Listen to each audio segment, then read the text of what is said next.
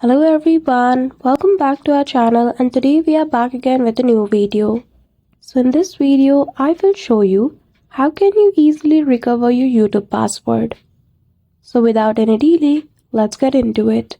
For that, firstly open any one of the web browser and open www.youtube.com.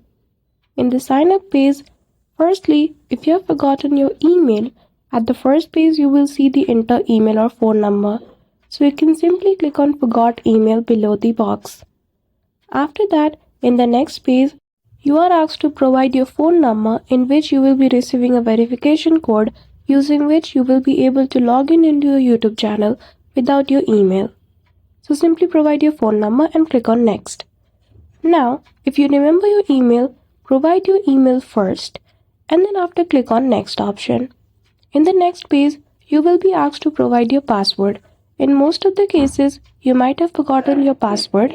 So in that case, what you need to do is, in the same page, at the bottom, you see the option of forgot password.